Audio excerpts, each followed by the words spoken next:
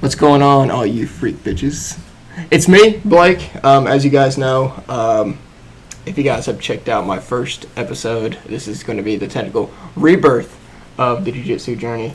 I'm here with my good buddy, Kelly. He trains with me here at Boris Brazilian Jiu Jitsu in Lexington, Tennessee. Kelly, why don't you just introduce yourself, man? Tell them what you're about, tell them where you're from, or if you want to do that, or tell them what your background is, martial arts, man. Hey guys, what's up? My name is Kelly, and I have a channel on YouTube called MMA Savant. But I decided I needed a co-host, somebody to bounce ideas off of. So I teamed up with Blake here. We train together. We're going to be pretty fast friends. And I've been grappling for about 8 years now, mostly no-gi. My first school was Extreme Couture, and that was under a coach named Neil Melanson and Richie Castro.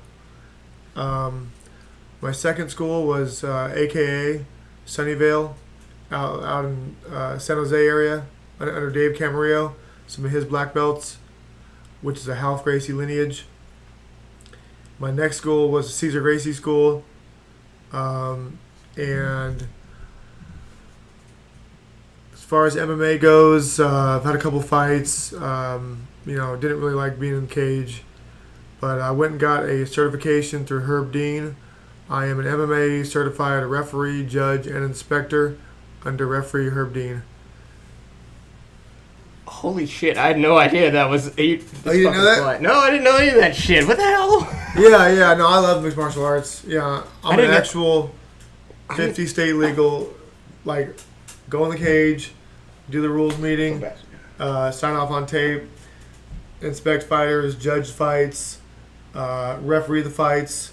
So, I'm curious. What was that process like getting that through Herb Dean? I didn't know this. So you can do it through Herb. You can do it through Big John. You can do it through a lot of other. Jason Herzog probably has one. Anyway, so it's in Pasadena, and I flew down there from the Bay Area. I took the class, and I want to say it was $1,200 for the judge and referee classes combined. Right. And it's a 2-day course, and you have to study a lot, watch fights, learn how to judge them, how to which rounds a 10-8, which rounds a 10-9, even a rare 10-7. What constitutes aggression and octagon control. How to really break it down. Things to look for, which weighs more, a takedown or a takedown defense. And then we go over to a little gym that was close by, and in order to be certified under Herb Dean, you have to know your different jiu-jitsu positions, and you have to know what you're talking about. Right. Because I need to know that when you're watching a fight, you got to know what the guys are doing. Yeah, you won't stop a fight because you think they're in danger.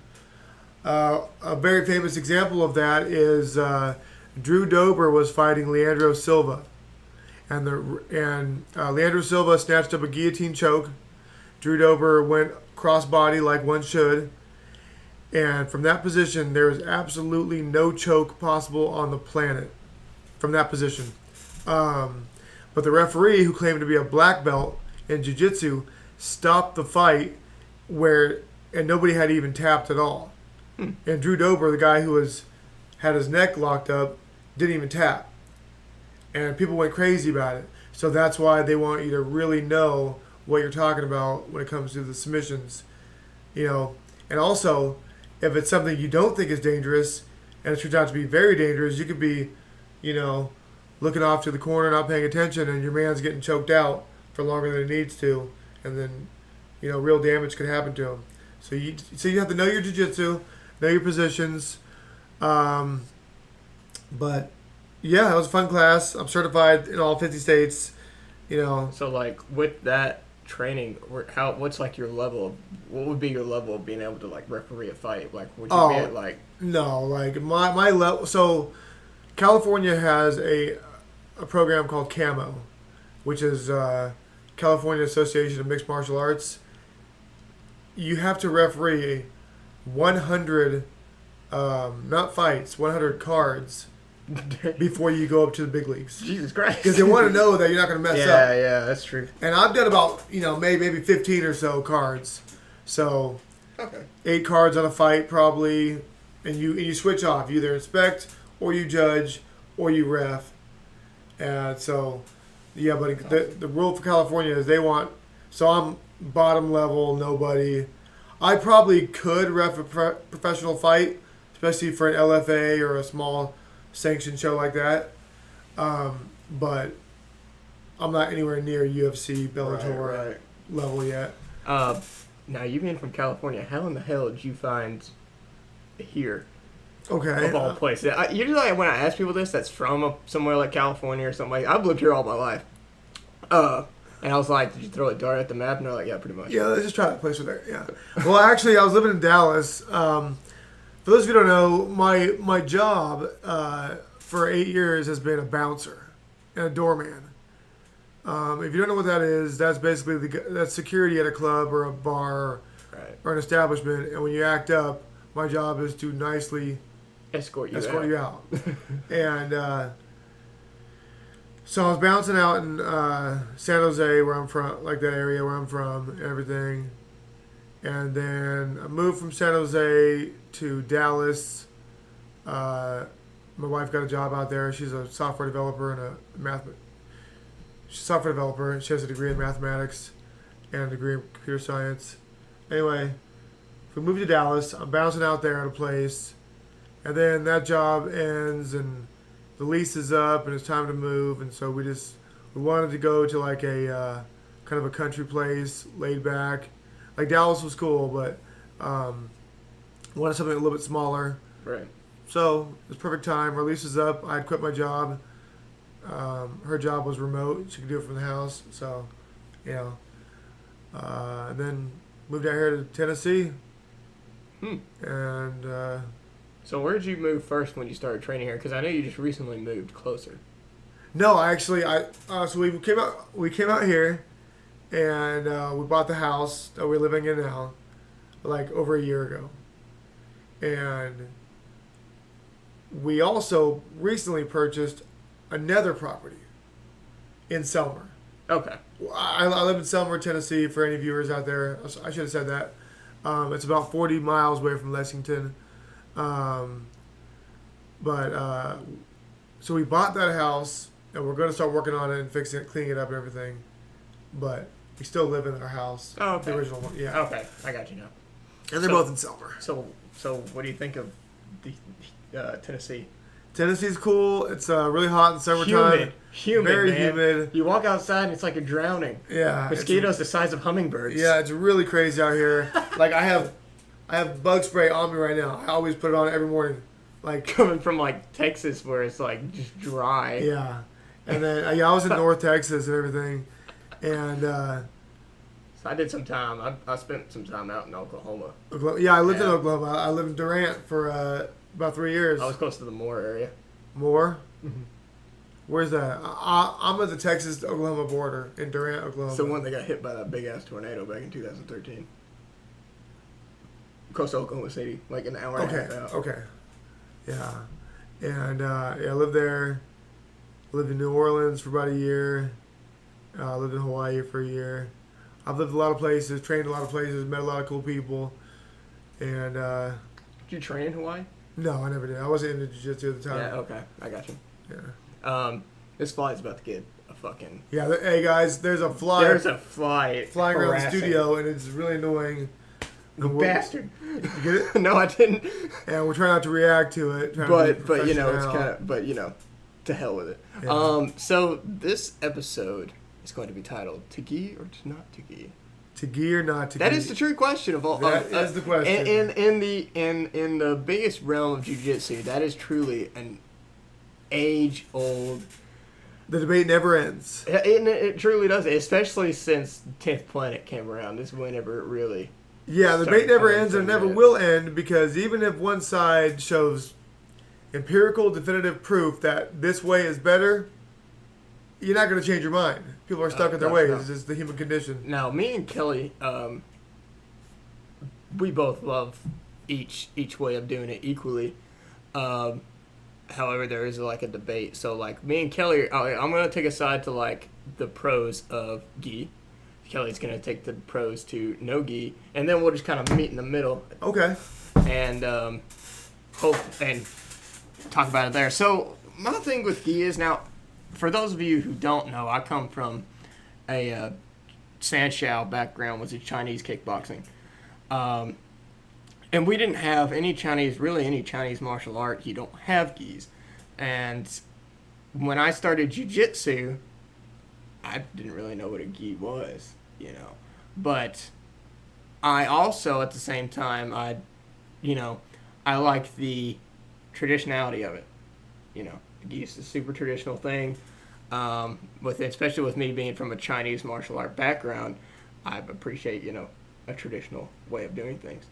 Not only that, it's like we are under the Gracie curriculum. So, and they're big on the gis. Even if you go to like a legit Gracie school that's under the name of a Gracie, you're actually only allowed to wear white gis only. Like you can't even wear gray and blue. Like it's only white gi only. So, but with the gi for me. The argument, and the big argument is like that gi's not functional, in a street fight, which I definitely can see. It is a big difference when you're grappling with no gi versus gi. So there's a lot more material to grab onto with the gi and stuff like that.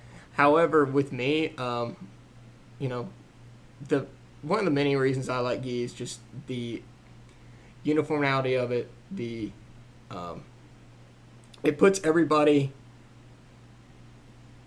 You got your different rank structures with the gi, especially. You can see via the belt. It gives everybody knows everybody. So you're saying that the gi allows everyone to have the same advantages that everyone else in the class has. Basically, yeah. And you're saying that you walk around public wearing pants. You might have a nice job where you have a collared shirt, or now it might be cold. You might be wearing a coat. Those are all colors. Definitely could work, and especially like for example with a spider guard.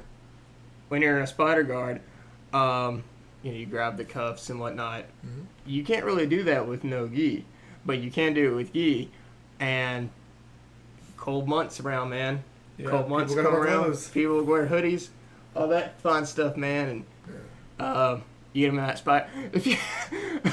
I have always wondered. Of course, I've never seen it, but if somebody pulled a spider guard out in a street fight, they would get their ass kicked. People out there, I've been a bouncer for many years.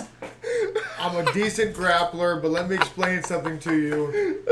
Do not pull guard in a street fight. You will get punched in your face repeatedly. Multiple times. Yes. Do not pull unless you are a world champion with really long legs, and the guy it's so drunk and so out of his element that it's almost silly. And if you already have a guillotine choke locked in. Yeah. Do not pull guard in a fight. Now, if you snap the guy down, with a snap down, and you have a front headlock or a guillotine choke locked in, then you can jump guard. Yeah. But don't fall to your back and do like The Simpsons, Artie Ziff, when he left Springfield for all those years, and he came back and he had learned jiu-jitsu, and some guy would come at him and he was like, he fell to his back and he was like, crawl atop me and meet your doom. I have mastered the art of Brazilian jiu-jitsu. Don't do that. Yeah. Is that? I'm not a Simpsons fan. Is that a thing? Yeah. I'm a big Simpsons fan. I'm a nerd. A lot of BJJ guys are really nerdy. I'm nerdy. I'm a Star Wars video game geek. Okay. Yeah, I love cinema. I love movies. I've actually never seen Star Wars. Really? I just don't do science fiction. Now, let me make some arguments for why I believe it is important, maybe even more important, to train without the gi. So for all those listening, maybe you're new to the whole environment. The gi is that kimono that they wear. For anybody wondering what that is. Put a video up or put a picture up of a gi. Okay. With the gi, you don't have an accurate accurate reality of grips. Now, for the first year, the most important thing you should be focusing on, in my opinion, is hips, grips, and posture. And Sure. 1/3 of that is Foundation. your grips. Yeah, Foundation for sure. exactly. Now, 1/3 of that is your grips. You cannot go to gi class for a year, get attacked by some muscle-bound, shirtless dummy at the beach, and expect to use the grips you use to grab a gi No. to lock him down. Because You're going to get your ass kicked. and you know, and might also add, you know, me and Kelly love training with gi and versus no gi both equally, but you know, it is kind of, or at least for me especially, that when I'm rolling with somebody in a gi, I'm grabbing gi material. I mean, that's what I'm doing. Exactly, because it's there for you. It's there. I'm gonna use it. You know. Yeah, and gi's cool because gi, the weave of it being a fabric, absorbs the sweat. So it absorbs sweat off your skin, off the body, also absorbs sweat off your palm that you would have to deal with and get different underhooks and a whizzer and different grips and everything that, let's say you train gi your whole life and you go to a grappling tournament and you go to Abu Dhabi, they don't wear shirts, or they don't have to. You go to a submission grappling, they can wear rash guard or no shirt at all. You know, you're not going to do as well out of your element as you would. You might be a black belt or whatever belt you are in the gi, but it won't always translate over when you're grappling with a no gi guy your very first time, and you also can't wear a gi. Yeah, for sure. Now you came from most of the schools that you came from were traditionally no gi, right? Yeah. My first school, like I said in the intro, was Extreme Couture, and that was strictly no gi. Now, my very last day there, they don't have belts. They have the stripes on the side of your pants. Okay. It's a highest down school. Judo Jean LaBelle and Gokor Chivichian. It's their basic system. Carl Parisian, Manny Gamburian, all these guys, all you old heads out there know what I'm talking about. My very last day, I tested for a stripe. Now it's white, blue, purple, brown, black, just like a belt. And I was like, I had a couple of grips I had to work on and a couple of very small things, but the coach said, let's take it again next Friday and I'll give you your blue stripe. But I was moving out of Las Vegas that day. Oh my God. So that's technically I never was handed a blue rank stripe or belt technically, so I don't actually have a belt color. Anyway, that was no gi. Now, AKA, I was under Mike Prudencio, Alice Kambabian, and these are all Dave Camarillo black belts and Hal Frazee black belts. But they had a lot of gi and no gi days. I just preferred to show up on no gi. Right. I mean, yeah, no gi.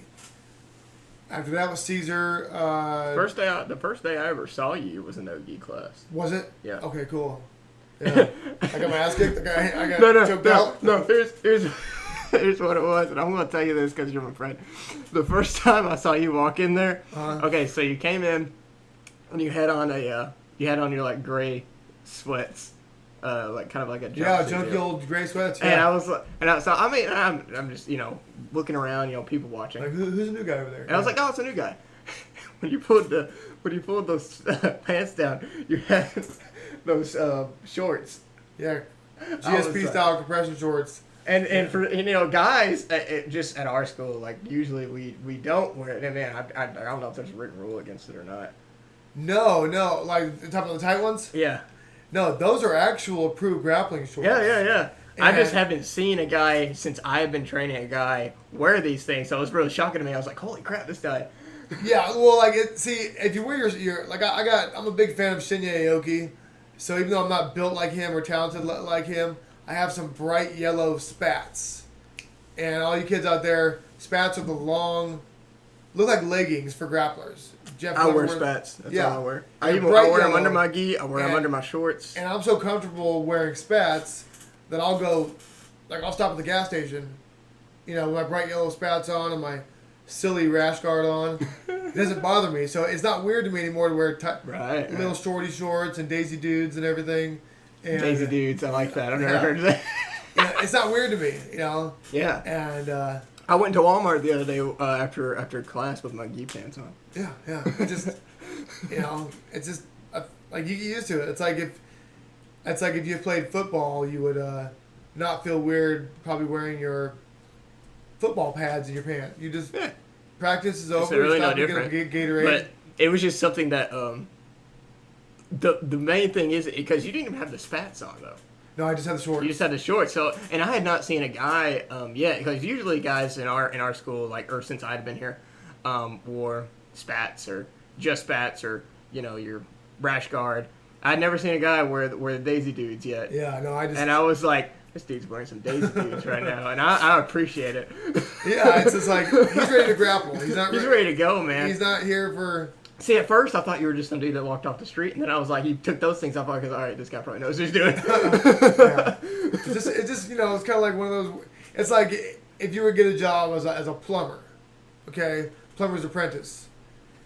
Your first week, month, whatever, you're gonna not want to touch the icky water, the gross water that plumbers have to fix. Right. But after a certain time on the job, you probably just get over there, get busy with it, and get the job done, and get paid. Yeah. Go take a nice hot shower when you get home.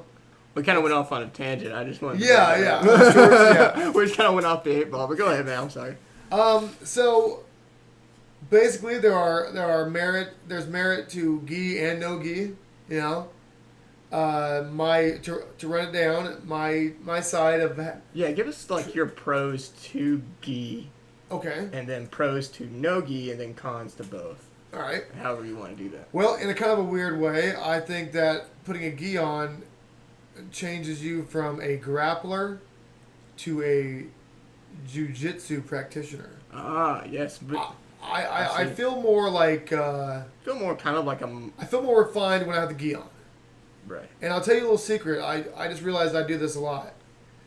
If the guy I'm rolling with is a white belt, I'll get put in, especially a new white belt, I'll catch myself in not great positions because I wasn't scared of him. Because I know I can get out of it. I've been grappling for so many years. I'm fine. But if I tell myself that the person I'm rolling with is a secret black belt, then my jiu-jitsu cleans up. My guard passing is tighter. My submissions are cleaner.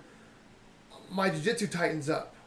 It's kind of like you wear sloppy clothes, you feel sloppy. If you wear well-fitting, well-made clothing, you feel better. You know what I'm saying? Right, yeah. Anyway, so my point was jiu-jitsu, when I put the gi on, I feel more like a scalpel as opposed to a sledgehammer than I do in submission grappling, where I just want to grab you, wrench on something, and get the tap. Kind of a mindset kind of thing, yeah. It's kind of like, I like to go on road trips, and I notice if I clean my car out, take a nice shower, put on nice clothes, nice shoes, comfortable shoes, the road trip is extremely better than if I just get in the car and go. Right. That feels gross, Anyway, another positive thing about gi is your grip improves from grabbing the fabric for so long, but your defense becomes a lot better because it's easy to slip away when you're sweaty in no gi. The sweat's doing all the work for you. You could be a spazzy white belt and get out of a lot of shit. But if Blake grabs me with, I'm wearing the gi, okay, well, hips, grips, and posture, what do I do here? I have to break his grips that he's got on me. You have to, and keep him from recovering, his from regripping. And so it makes your defense better. And because, like, people wear clothes, people wear a collared shirt, people wear, I could walk up behind you right now wearing a t-shirt, reach in across with my right arm across your neck, come all the way to the left side of behind the tag, and grab the collar of your t-shirt and wrench it up and still get a blood choke out of it. Oh god, yeah. And just with a t-shirt. For sure. I've seen a guy. I saw a video on Facebook where a guy demonstrated where you totally restrain a guy with a hoodie and just wrap him up in a hoodie. Sure, yeah. It's all fabric, and once you know the basics of a blood choke or air choke, your life becomes much simpler. Now, to argue for no gi, 2003, Eddie Bravo was matched up with a black belt called Hoyler Gracie. I watched this. Yeah. I remember that. Eddie Bravo at the time was a brown belt, an unknown, and he went out there and he submitted Hoyler Gracie with a leg Is this triangle. where he introduced the rubber guard? Or was this later? This is where... Okay, so background. Eddie Bravo is a black belt under Jean-Jacques Machado. Also the founder of 10th Planet, right? Eddie Bravo is the founder of 10th Planet, Right. yes. Jean-Jacques Machado is a long lineage gi guy. Okay? The two families go back quite a bit. Machado's and the Gracies. Fun fact, Eddie Bravo also believes space isn't real. Yeah, there's a lot of crazy shit. So we're not going to talk about any of that nonsense. You know. But what Eddie did was he showed that his style, whether or not he named it 10th Planet or Rubber Guard or anything like that, that he implements can work on a real grappler. Because if Eddie had gone out there and subbed, you know, Joe Schmo blue belt with that same, no one would be impressed. Right. But he submitted Hoyler Gracie. He submitted a Gracie with Yeah. this. With it. And then, you know, from that, we jump off into 10th Planet. 10th Planet, for guys out there, is a strictly no-gi system. They do have belts and everything, but they're actually, the way they really do it is your top, your rash guard or your shirt is your color. Right. It's very effective, but a guy like me couldn't do it because I don't have the flexibility of the average person, let alone the flexibility of a person that you would need to have to implement the rubber guard. But it does work, you know. No gi works. Gi works. I think you should cross train. You know, for sure. And I think you should focus on. That's the reason why we do both here. Yeah, I think if you can, I think you should focus on beautiful technique in the gi, and lean towards technique. I think you should lean towards cardio and building up your toughness and technique in no gi. You know, Right, for sure. because part of making it to the bell or part of making it to the end of the round is just being tough. You know, being able to understand composure and poise, and being able to not tap to a choke, not, you know, tap when it's right, but just because somebody's squeezing your head doesn't mean it's a choke. Right. You know, kind of analyze your thoughts. Be like, I'm fine. This is uncomfortable and this hurts, what he's doing to me, but I got blood breathe. pumping in my brain. I can breathe. I can think clearly. Just breathe for a minute. And I bet if I hold this out a little longer, he's going to start to loosen his grip. He's thinking it's and get fatigued. He sees it's not working too. Yeah. He's like, all right, I guess got to move something else, then you can capitalize. Yeah, exactly. Which I don't think you were here. I think it was 2 weeks ago, where I volunteered to get choked out unconscious. Oh, did you? Yeah. First time? Yeah. All right. Yeah. Wasn't that bad, was it? I went to sleep, literally. Yeah, of course. And I was really confused when I woke up and I was here, and Yeah. the professor was petting my head. Yep. So let me explain to somebody. I've choked out a lot of. So I was a bouncer. I did a video a number of months ago, and to do the video, I had to count how many people I've had to choke out as a bouncer. Now, I didn't do anybody from jiu-jitsu class, or I left all the people out. This is strictly just aggressive, dumb, drunk idiots trying to pick a fight with me. Right. It was 19 people. And let me tell you what, the first time you see somebody get choked out, you're going to think it's fake. You're going to think it's like really bad acting. Because what happens is this. The person will go to sleep. They'll do a slight twitch, you know. They'll do a little bit of the over-exaggerated snoring. They'll be asleep for literally 3 seconds, maybe. You hold the choke in tighter and longer, they'll be asleep for longer. But in a traditional, normal choke, and they'll wake up, they'll go, huh, huh, what happened? And it sounds like really bad acting. Yeah. The shaking, the slobbering, it looks and sounds fake. Right. It's just something that everybody does. And That's not- you also think you're asleep for like 18 Yes. minutes in a really dark dream. Going into this, You're only asleep for 3 seconds. I'll go into like and this just happened to me like a couple weeks ago. Uh-huh. Like we were doing the rear naked chokes, and Professor was in the whole extent, like new generation of martial artists. It's one thing to know how a choke works, but it's another thing to see how a choke works. And he said, "Do I have a volunteer to take a trip to Fiji land?" And at first, I'll ask her before I upload this if it's okay. But Haley volunteered first. Haley's a savage. She's one of the students here. She's great. Hey guys, we're at Boris Brazilian Jiu Jitsu in Lexington, Kentucky. Lexington, Tennessee. Yeah. Sorry. And our coach got his black belt from Carlos Valente, if you like, who's a black belt under Hickson Gracie, who is of course a black belt under his father Elio, and that's our coach's lineage. So we get top-notch instructional out here. Yeah, very. And we just want to give you a little background on where we are and what we do. Anyway, go ahead, Blake. And of course, Haley's a savage, and Professor Stout, he said, she volunteers for everything. Can I get somebody else? And I was like, all right, I'll do it, And so I sat down, and Professor just told me if I felt uncomfortable or anything like that, tap out anytime. And I was like, okay, no problem. So he put in the rear naked, just held it for a minute, and I started feeling my whole body start going numb. Yep. And then I felt it go up to my head, and I was like, okay. Yeah, it started like pins and needles started going all the way down my head. And I was like, and at first, then in my head, like it was weird because in my head, for one, I forgot how to tap out. I didn't even know how to tap out at that point. Also, for some reason, I didn't think I was going to pass out. For some reason. And then I hear, and I believe, I can't remember his name at the time, so I apologize, but it's a brown belt.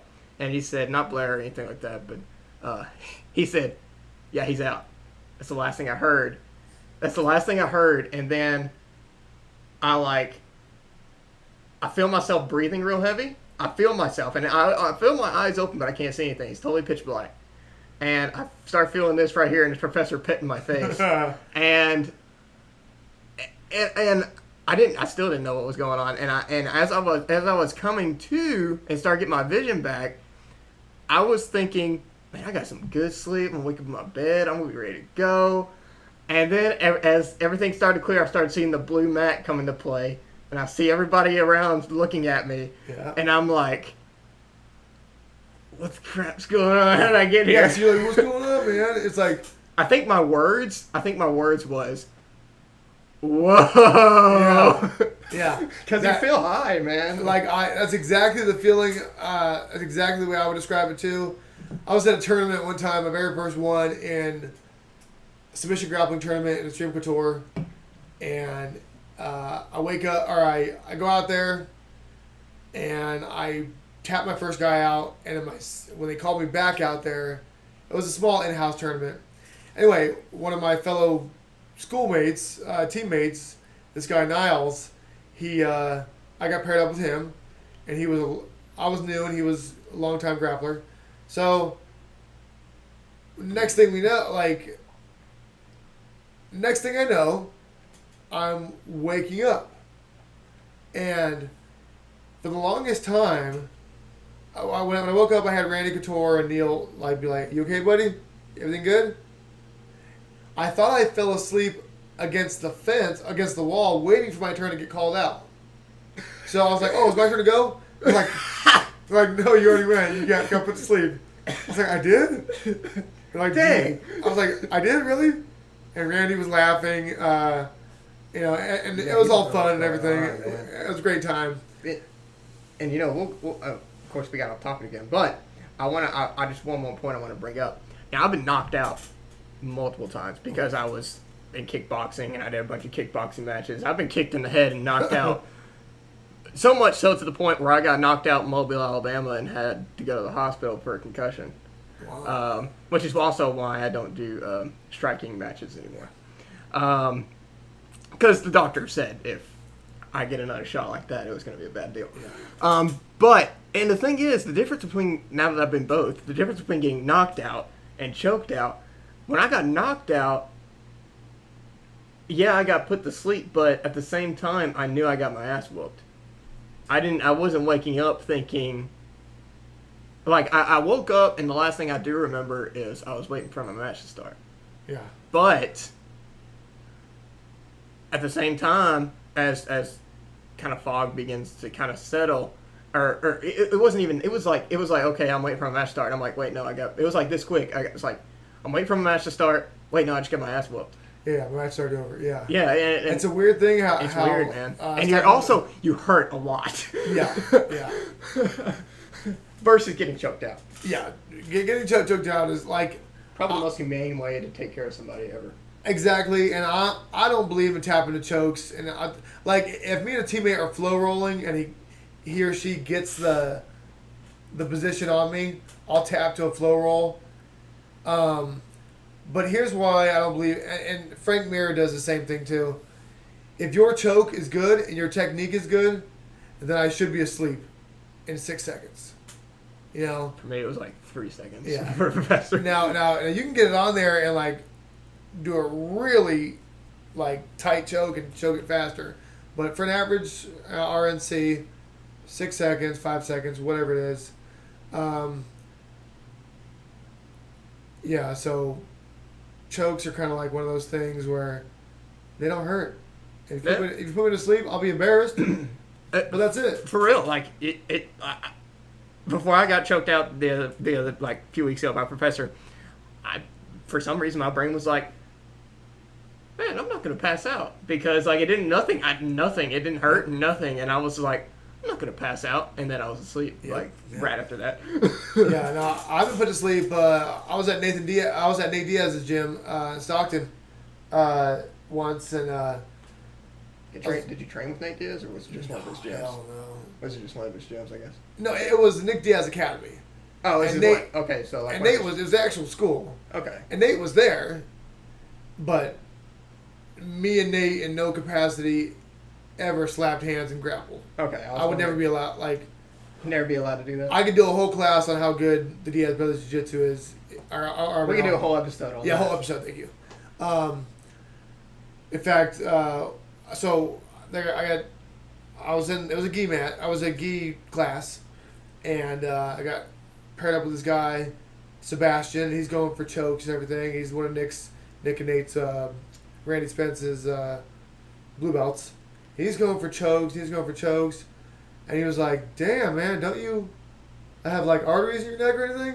Because he's like, and then I go, oh, no, I'm just kind of weird like that. I just kind of tuck my chin and survive it, and then I just move.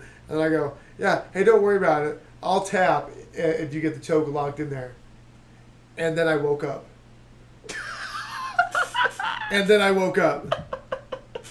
And awesome. Nate was laughing at me like, get your bitch ass up, man. I can't believe that just happened. But here's what happened. I talked to the guy, Sebastian, after. What he had done is he had outsmarted me. From what I understand, he isolated my arm. And he started messing with my arm. And then when I was focused on my arm, he sunk in a loop choke. And he just slowly wrenched it. You didn't even notice. So I didn't realize I was even in danger. Yeah, you didn't even notice. And it was a beautiful... I've never seen the footage of it. I'm only going by what he said to me. It was fucking awesome. Let's go ahead and use a clean, dry, big brush. I had a spare there. See, I pulled a sneaky on you. Like... That's good right there. Yeah, and then Nate was like laughing at me. It was good. It was a good class. I got to meet Josh Neer that night. I'm a long time fan of Josh Neer. Future me put up a video of Bob Ross's son saying, "See that? I pull a sneaky one on it." As he's painting the picture, but little sneaky one. Happy little chokes. Who's this little guy? What's that? Little anaconda choke? Okay. All right, we'll just put that in there. Yeah. But and then we can move on to what else we got planned. But and I just of course we got way off topic. But yeah, that's the fun. We're having fun here. But as he was saying, like my big things with my pros to gi is that of course, if you train gi, you're gonna be more efficiently prepared to deal with some drunk asshole at the beach or whatever have you, some drunk asshole at a bar. Because in the summertime, especially right now during the summertime, you got guys who are drunk assholes on the lake, or you got guys who are just in t-shirts and jeans. You know what I mean? And it definitely helps to train no gi in that aspect, and it's definitely more of a self-defense kind of deal. And of course, my thing with gi is that, of course, when in the winter, you got hoodies and jackets and all that stuff, that it helps with that. But then also, it's like you said, a mindset kind of thing. I do notice that whenever I'm training no gi, that, and granted, I shouldn't do this, but of course, it's me being a one-stripe white belt that I just have this, it's one of the things I have to tweak out, that I try to use more strength when I do no gi. Now, whenever I do gi, I notice myself using more technique. And I don't know what to do with that. Mindset. Yeah, and I don't know. It's a phenomenon. Yeah, I feel the same way. And I don't know what to deal with it is, and it's, of course, you do a lot of cool stuff with gi, with like manipulating a gi to get a choke in, or maybe to sweep somebody. Making yourself 10 times stronger than you would be with the wrenching of the fabric, or the pulling taut of the lapel. Use it like as a tension system, man. You just whistle your way around somebody, and I think I did that to you once the first time we rolled. I think no, I didn't. No, I didn't choke you out, but we were there, and then I grabbed your gi and then took it back. Like I swung myself around to your back. Probably, yeah. And I just basically monkeyed myself to your back from your gi, and it's one of those things I find myself using more technique, and it seems more creative rather than when I'm doing no gi and using kind of more brute strength. Yeah.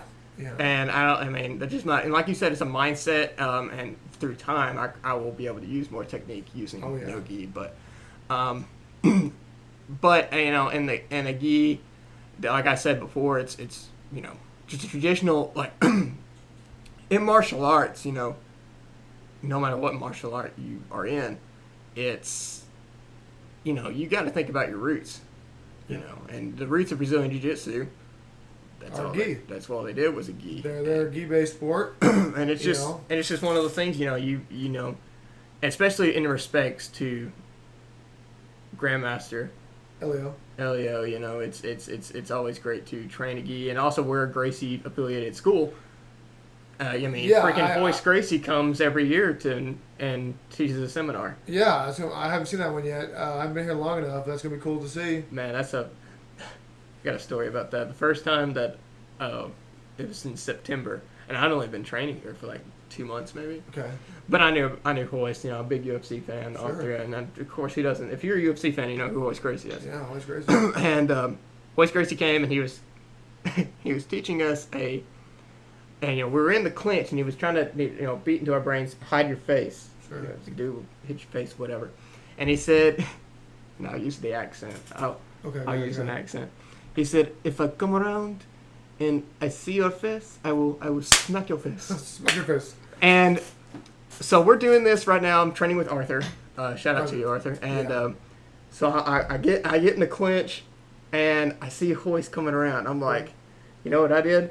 I popped my face right out that sumbitch, and he smacked the shit out of me. I'm like, yes, I got smacked by Hoist. That's more than most men can say. So, but no, man, I just the whole feeling, like you said, it's a mindset of being in a gi that's like, you're in the roots of the art. Yeah, I'm in this, Like, I can't speak to for everybody, but you just feel more professional. I was on YouTube recently, and you feel more like a martial artist. Yeah, exactly. Instead of it's like the difference of puncher and boxer. Yeah, I can make a fist and swing my arms around, and if I hit somebody in the head, maybe do some damage. You can knock somebody out. But I'm no boxer. Yeah. Like, that's the difference, how I feel of submission. Submission grappling will get the job done. Submission grappling, for those who don't know, is basically no gi jiu-jitsu. It comes from luta livre, which is a whole other thing. But in Brazil, you had jiu-jitsu, gi, luta livre, no gi. Both are submission-based art form. Anyway, like, that's the difference of punching and boxing. Yeah.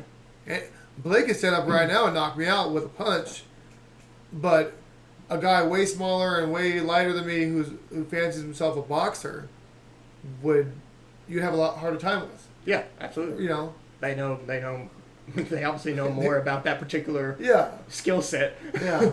Okay, so want to talk to you guys a little bit about to gi or not to gi. Hopefully, we covered a lot of things there.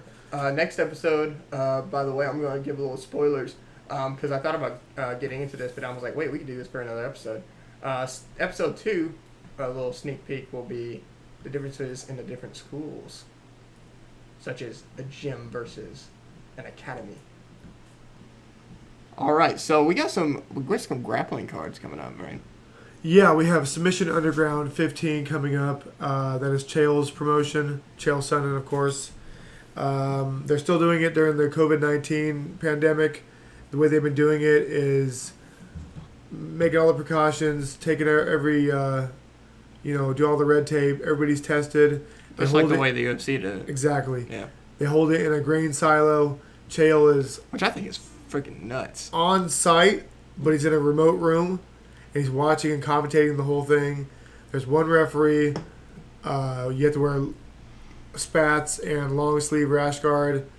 So they're taking all the precautions. Anyway, Submission Underground 15 is coming up this Sunday. We're recording this on June the 19th.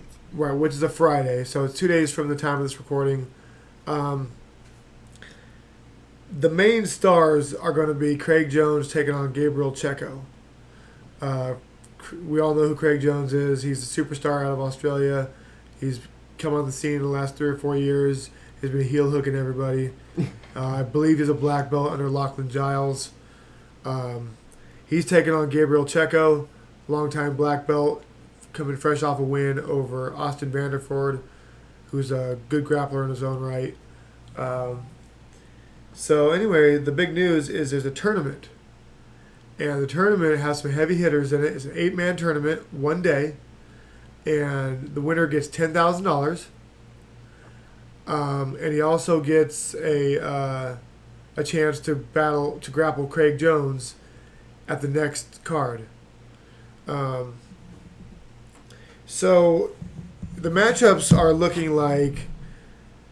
For opening matchups for all 8 men, you have Andy Varela out of the United States taking on Cody Steele out of Austin, Texas.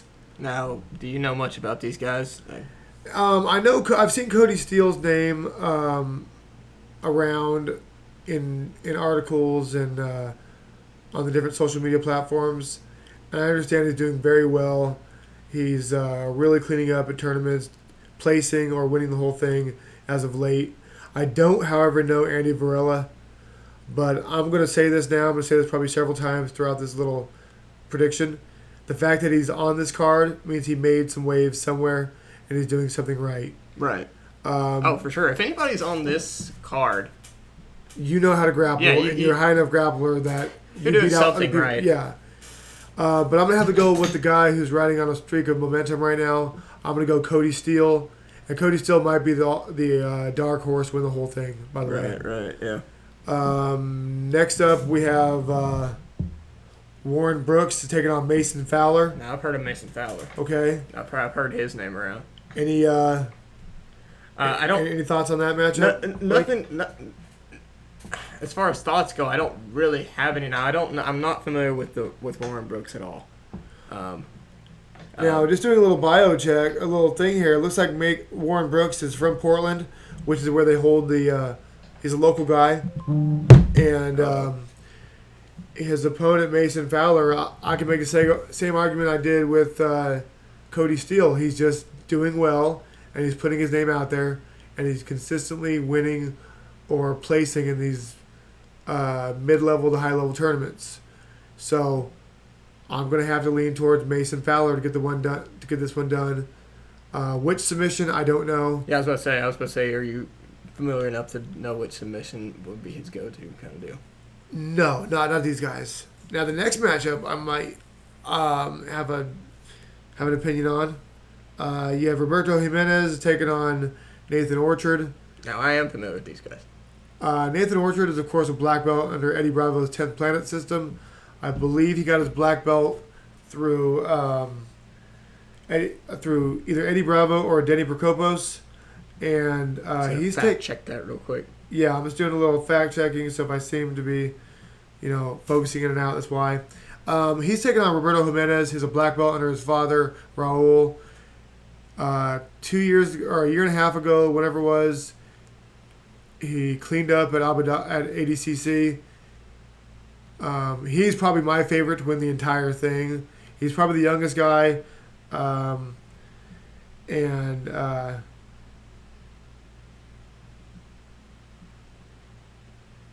He's taking on Nathan Orchard. He'll probably get the job done by leg triangle, I'm going to assume, for Jimenez. And Nathan Orchard's signature move is, of course, the dead orchard. Right. Which is Of course. the dead orchard His is signature move. yeah. The term they use in WWF wrestling. My signature move. What do they call it? The signature move? Yeah. Oh, nice. Back in the day when WWF and whatnot. Yeah, Nathan Orchard, just fact check this, is a black belt directly under Eddie Bravo. That's who belted him. His go-to calling card move is the Dead Orchard. Okay, if you haven't seen it yet, it's really weird looking. It's insane. Yeah, it's pretty cool. And for our final... I'm going to say, yeah, go ahead. I'm going with Natured Orchard on this one. That's just me personally. I think he's going to get the job done over the new guy. Okay.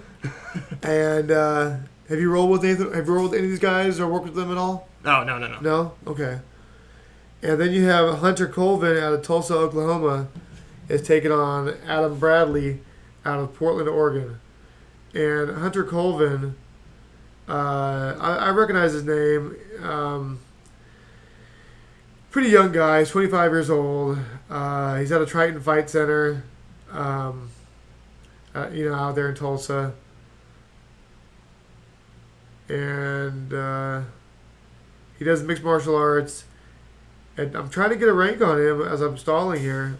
Ranking jiu-jitsu or? Yeah, I'm trying to find out his grappling coach or his grappling That's funny. I don't have that. No, nothing's popping up right now. Is this his record? Is that a record? No. Or is it a record? No, this is all MMA. Oh, okay. In a grappling match, Hunter Colvin actually had... Or no, who's this guy? Yeah, Hunter Colvin actually has a loss to Nathan Orchard by rear naked choke. Oh. And... So this is kind of like his record. Wow. What? Hunter Colvin has a win over Kyle Bame. Oh. Who just matched up with Gordon Ryan last week. He lost, but Hunter Colvin, wow. He's got wins over... What did he win it by? Triangle armbar. So, all right. Leg triangle, he's good with those. Especially against a guy that good. He's got a win over Tom Galicchio. Yeah, that guy, you remember him from the show. Ultimate Fighter. He's got a loss to Nathan Orchard. And so he's a pretty accomplished grappler. Now his opponent is Adam Bradley. Adam Bradley, what do we know about him, Blake? Not much to say here.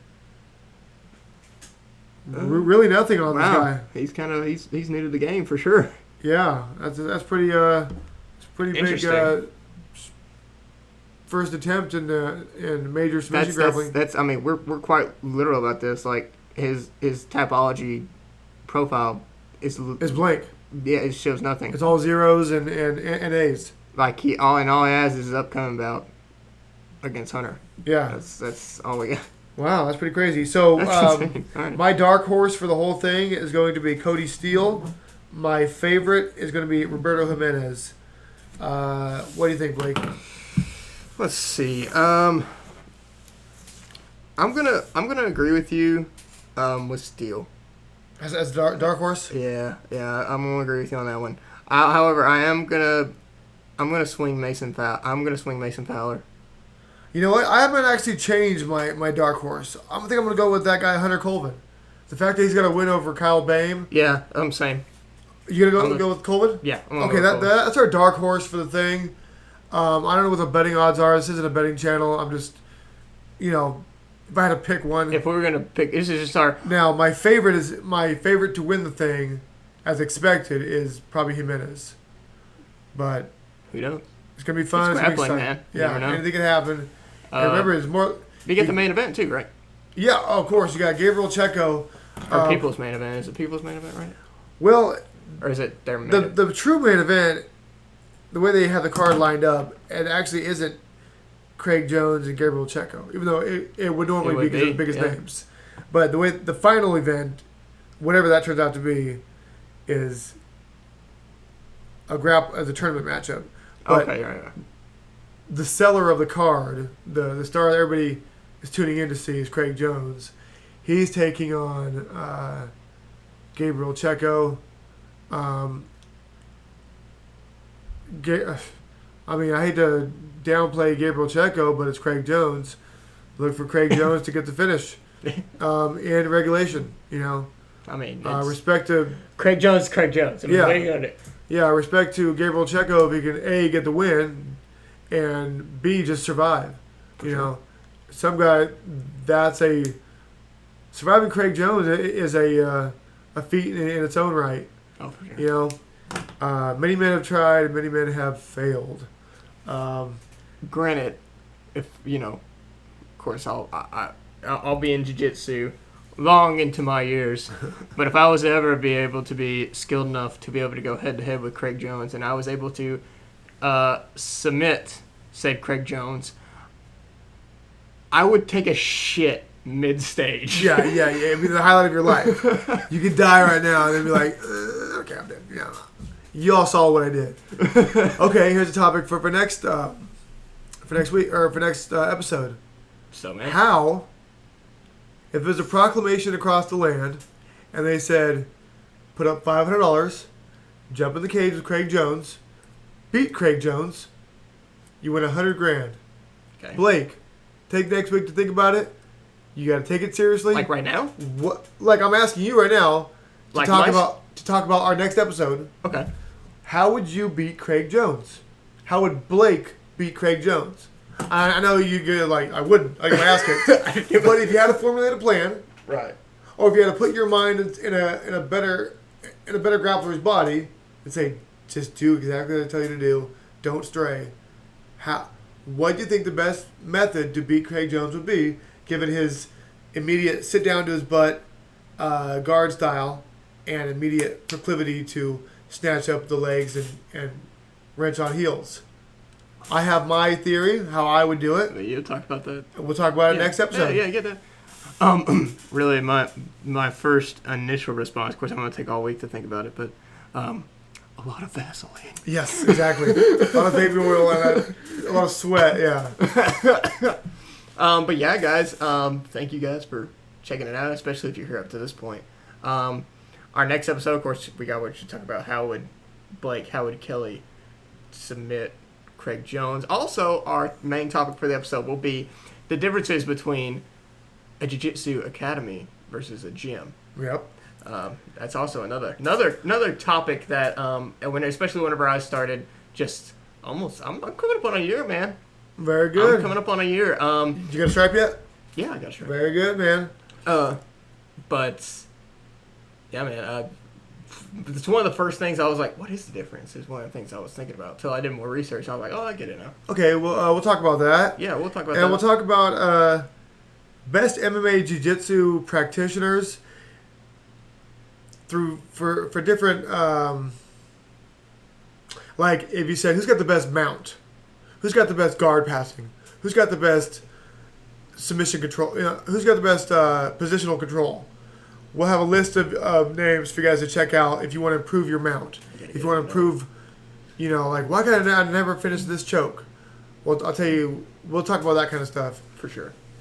So, yeah, guys, thank you for checking it out. If you guys want to see more, just hit. Of course, we're going to do more anyway. I don't give a fuck what you guys think. Yeah. But, if you guys like it, subscribe, give us your thoughts on the difference between on gi and no gi, and maybe your predictions on the upcoming grappling card and what your thoughts on it was if you see it after the fact. But yeah, guys, this is me and Kelly. Kelly, you got any final words, man? No, that's it for me, MMA Savant, and I'm out. Catch you guys on the next episode. Cool, guys. Later.